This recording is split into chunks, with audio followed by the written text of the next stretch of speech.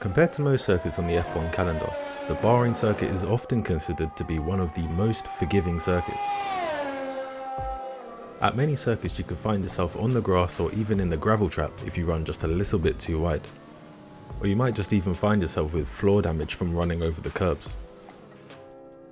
But with the flat surfaces around the Bahrain circuit, you can find ways to utilise all of the track on entry and on exit. More specifically, the right hander of turn 4, the fast left of turn 11, and the penultimate corner of turn 14 right before finishing off the lap on the main straight.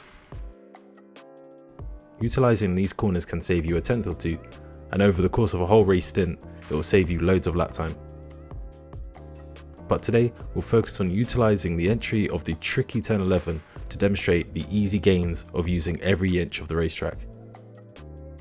Bahrain's turn 11 can often feel like quite an awkward corner, especially in terms of getting back onto the throttle on exit and maintaining good traction going up the hill.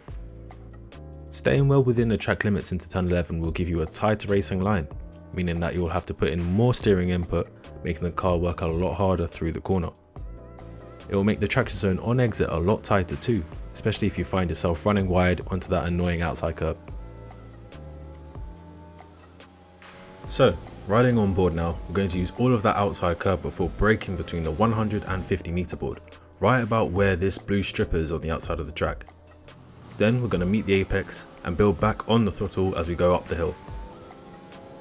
Opening up the entry helps to reach higher apex speeds and allow the car to be more stable, as the car is just that little bit straighter going through the traction zone as you get back on throttle.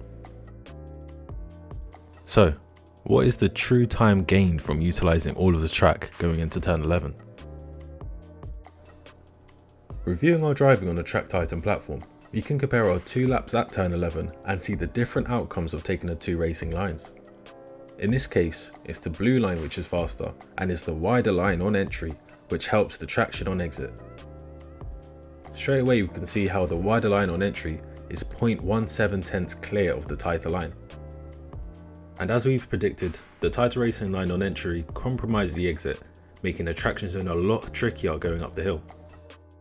But the key takeaway when comparing the data between the 2 laps is the benefit of being able to get on the throttle a lot earlier and build up speed quicker through the traction phase, as illustrated here in the focus zone. The wider line allows the driver to carry more speed at the apex, which allows the car to carry more downforce and therefore more grip. Using all of the track is a fundamental rule to get the most out of your lap time. And that just doesn't apply to Bahrain of course, but for every track. Head into each circuit with the mindset to pick out and get familiar with all of the exploits within the circuit is a great way to gain lap time.